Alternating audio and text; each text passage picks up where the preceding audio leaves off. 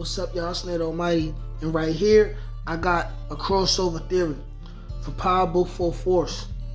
Season 2, the grand finale, episode 10, which airs this Thursday/Friday. And also for Power Book 2 Ghost. Season 3/4.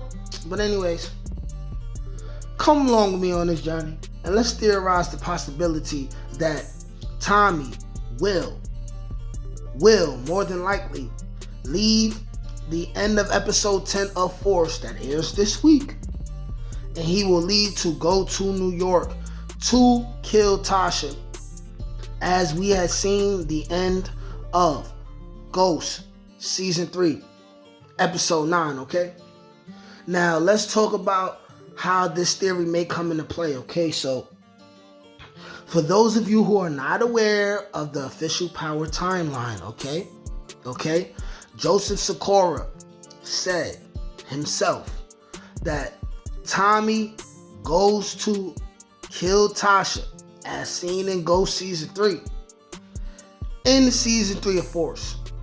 Now, he didn't say when, at what point, because of course he's not going to reveal that information.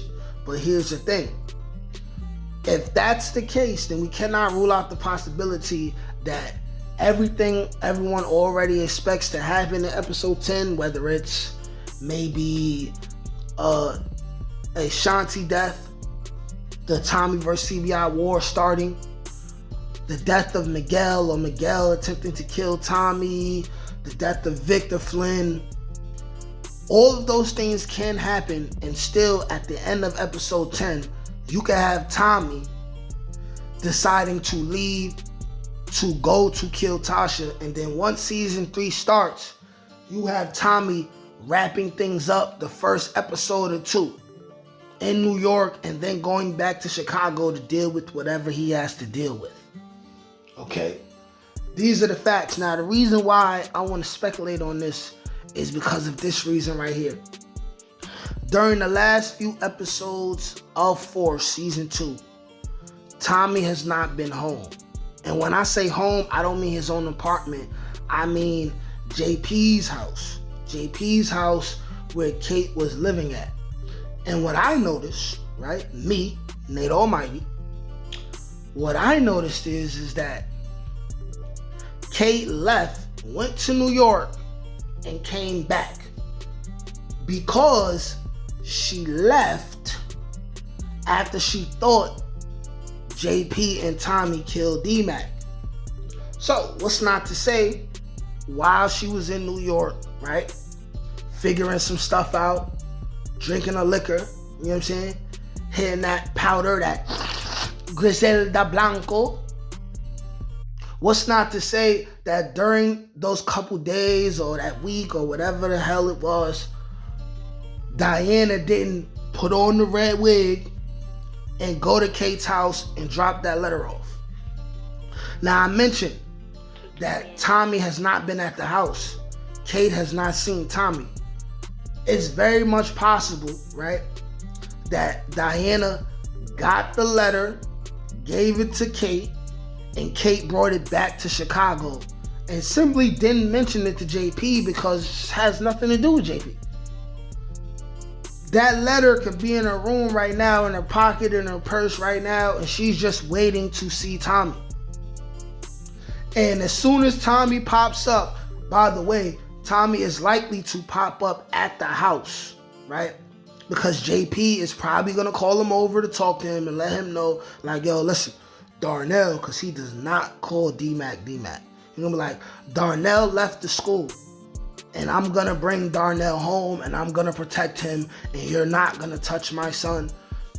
That's probably going to happen at some point in episode 10 of Power Book 4 Force. And while they're having that conversation, right, and Tommy realizes that he got to fall back because D-Mac is not his child, it's just his nephew, Kate Egan will be there to back JP. And then once that conversation is had, she'd be like, oh, by the way, I got some kind of letter for you. Some woman named Monet gave me this letter, right? or some woman dropped this letter, or she says it's from Monet, and this will probably be a letter that Kate Egan did not open, right? Right? And Tommy will be like, what? Monet? Last time I heard of Monet or seen Monet, she put a gun in the back of my head. What could this chick want? And then he'll open the letter and he'll be like, oh, this has Tasha's address. I wonder what this is for. And then we could see the end of episode 10, Tommy getting in his Mustang, right? Grippied up, and he on his way to handle business. This is very much a possibility. Very much a possibility.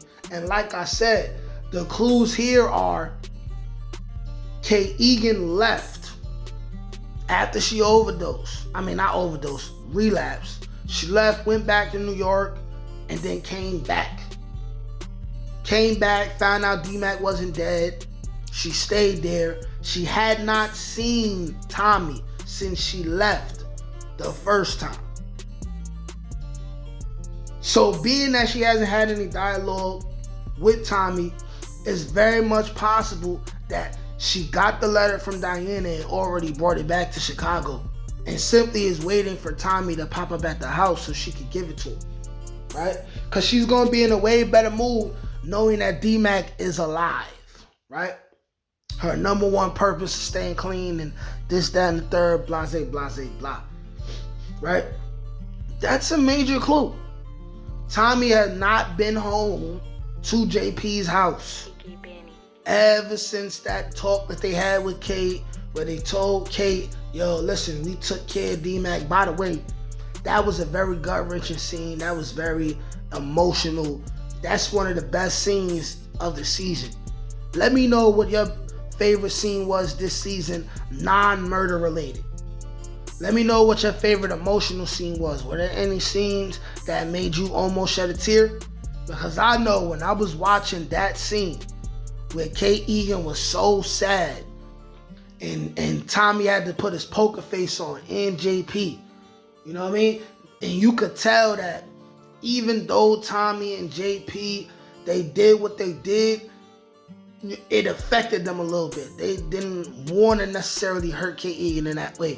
That was a great scene. But yeah, we're going to end this video here.